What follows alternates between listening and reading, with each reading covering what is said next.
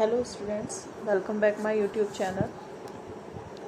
हम स्टार्ट करते हैं अपना आज का वीडियो। हमारा आज का जो वीडियो है ये एमए प्राइवेट फर्स्ट ईयर के बच्चों के लिए है, जिसमें मैं उन लोगों को उनकी सेकेंड यूनिट जो बेसिक कॉन्सेप्ट हमारी चल रही थी उसका जो लास्ट टॉपिक है आज ग्लोबलाइजेशन वाला वो पढ़ाऊँगी। तो ग्लोबलाइजेशन जो हमारा आज वाला टॉपिक हम स्टार्ट करने जा रहे हैं, तो ग्लोबलाइजेशन का मतलब होता है वैश्वीकरण।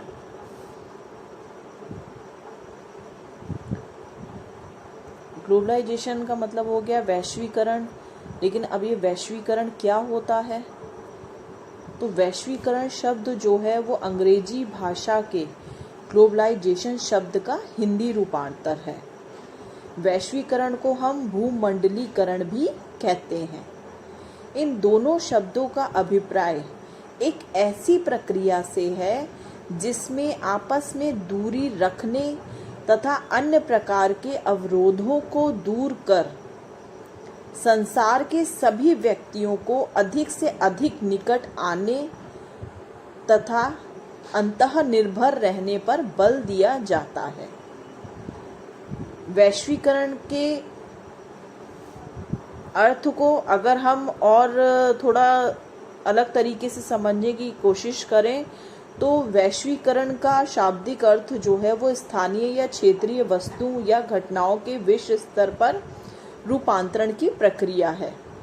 इसे एक ऐसी प्रक्रिया का वर्णन करने के लिए प्रयुक्त किया जाता है जिसके द्वारा पूरे विश्व के लोग आपस में मिलजुल कर एक समाज बनाते हैं तथा एक साथ कार्य करते हैं। अब जो वैश्वीकरण है उसको आप एक प्रक्रिया के रूप में अंतर्राष्ट्रीय या राष्ट्रीय अर्थव्यवस्था के विश्व अर्थव्यवस्था से अंतर्ग्रथन के रूप में परिभाषित कर सकते हैं। अब यह वह प्रक्रिया है जिसमें राष्ट्रीय अर्थव्यवस्था के द्वारा विश्व स्तर पर उपलब्ध आर्थिक अवसरों से लाभान्वित होने का विचार अंतर्निहित होता है। द्विपक्षीय या बहुपक्षीय समझौतों में अंतर्राष्ट्रीय व्यापार का विचार इसलिए एक सीमित अवधारणा है क्योंकि इसके अंतर्गत दो या दो से अधिक राष्ट्र किसी निश्चित अवधि या उद्देश्य के लिए परस्पर सहयोग करते हैं।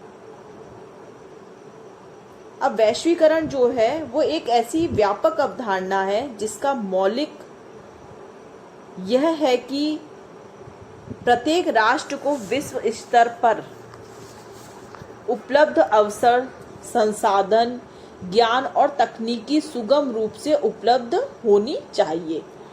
मतलब जो वैश्वीकरण जो प्रक्रिया है मेन उसका उद्देश्य जो मोटिव है वो उसका उद्देश्य यही है कि प्रत्येक राष्ट्र को विश्व स्तर पर मतलब समान स्तर पर सभी तरीके के संसाधन हैं, ज्ञान है, नई नई टेक्नोलॉजी है, वो सबको समान रूप से उपलब्ध हो।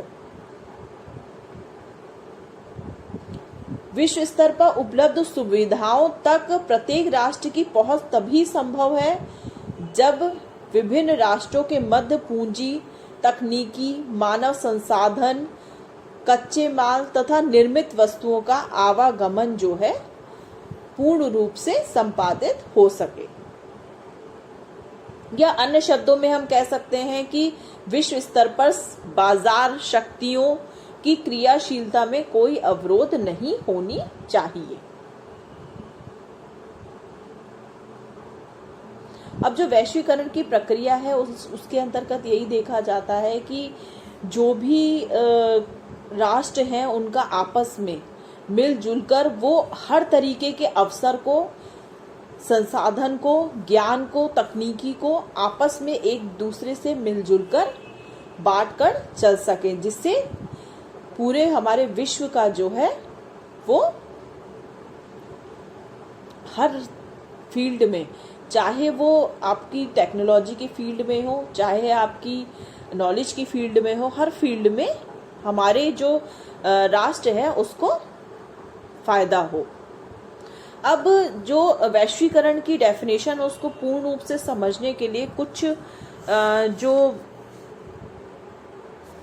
महान आप लोगों के समाजशास्त्री रहे हैं या फिलोसफर रहे हैं, उन्होंने अपनी अपनी डेफिनेशंस दी हैं, जिसमें हॉलैंड निवासी शिक्षा शास्त्री रुड लूबस के अनुसार उन्होंने कहा है कि वैश्वीकरण वह प्रक्रिया है जिसमें सीमा पार आर्थिक, राजनीतिक और सामाजिक सांस्कृतिक संबंधों को स्थापित करने और बनाए रखने में भौगोलिक दूरी का कोई महत्व नहीं रह जाता है।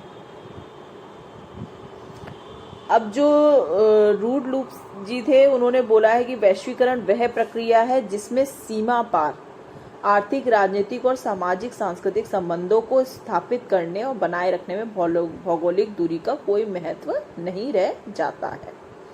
तो उनके अकॉर्डिंग है कि जितने भी राष्ट्र में अपने आर्थिक, राजनीतिक और सामाजिक सांस्कृतिक जो भी संबंध हैं, उसमें जो भी दूरी है, अगर हम आपस में मिलजुल कर कोई भी कार्य करते हैं तो उसमें किसी भी भौगोलिक दूरी का कोई महत्व जो है वो नहीं रह जाता है कि अगर कि वो किसी दूसरे राष्ट्र का काम है या ये किसी दूसरे राष्ट्र का काम है। तो इस तरीके से जो भी हमारे बीच आपस में भौगोलिक दूरी है दो राष्ट्रों के बीच में, तो उसका किसी भी प्रकार का कोई काम नहीं रह जाता है अगर दो राष्ट्र मिलकर आपस में एकजुट होकर के कार्य करते हैं।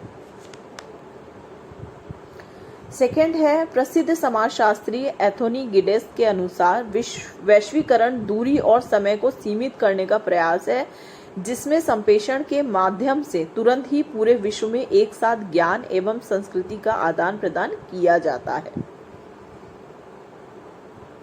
अब इस डेफिनेशन में यही बोला गया है कि दूरी और समय को सीमित करने का प्रयास है जिसमें संप्रेषण के माध्यम से यानी कम्युनिकेशन के माध्यम से तुरंत ही पूरे विश्व में एक साथ ज्ञान एवं संस्कृति का आदान प्रदान किया जा सके, ताकि दो राष्ट्रों के बीच अगर पूर्ण रूप से हर चीज का आदान प्रदान होगा कम्युनिकेशन के माध्यम से, तो लोगों के ज्ञान यानी नॉलेज के साथ साथ उनकी संस्कृति का भी आदान प्रदान एक साथ किया जा सकता है।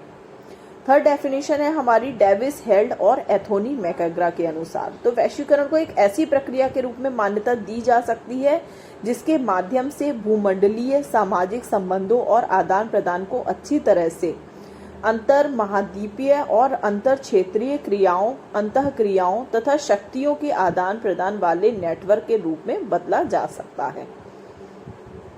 अब जिस भी प्रकार से जो भी क्रियाएं होंगी, चाहे वो क्षेत्रीय क्रियाएं हो, चाहे अंतर महाद्वीपीय क्रियाएं हो, चाहे शक्तियों के आदान प्रदान करने वाले नेटवर्क हो, उन सभी का आपस में एकजुट कर अगर कार्य किया जाता है तो उससे आपस में ही वो एक दूसरे को, जो दो राष्ट्र मिलकर आपस में एक दूसरे को किसी भी तरीके का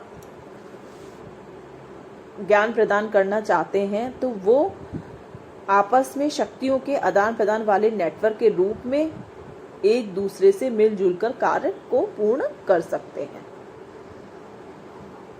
तो ये आप लोगों की डेफिनेशन थी वैश्वीकरण के बारे में। वैश्वीकरण का टॉपिक जो है आपका वो इम्पोर्टेंट टॉपिक है, तो इसमें आप लोगों के खाली क्वेश्चन जो है यही आ सकता है कि वैश्वीकरण क्या है या वैश्वीकरण के सामाजिक आर्थिक महत्व की विवेचना कीजिए। तो वैश्वीकरण से रिलेटेड एक यही क्वेश्चन है। इसमें या आप वैश्वीकरण के बारे में थोड़ा सा स्टार्टिंग में बता सकते हैं और उसकी डेफिनेशंस बता सकते हैं। उसके बाद आप वैश्वीकरण का सामाजिक आर्थिक महत्व के बारे में बता सकते हैं। वैश्वीकरण से खाली एक यही जो मेन क्वेश्चन होता है वो आता है कि वैश्वीकरण क्या है, इसकी परिभाषाएं दीजिए या इसके सामाजिक और आर्थिक महत्व की विवेचना कीजिए। तो मैं अपने नेक्स्ट वीडियो में आप लोग को वैश्वीकरण के सामाजिक और आर्थिक महत्व के बारे में बताऊंगी। आप लोग को अगर मेरे वीडियोस पसंद आ रहे हैं तो प्लीज़ मेरे चैनल को लाइक कीजिए, सब्सक्राइब कीजिए और वीडियोस को शेयर ज़रूर करते रहिए ताकि सभी बच्चों को वीडियोस मिल सके। अब हम मिलते हैं हमने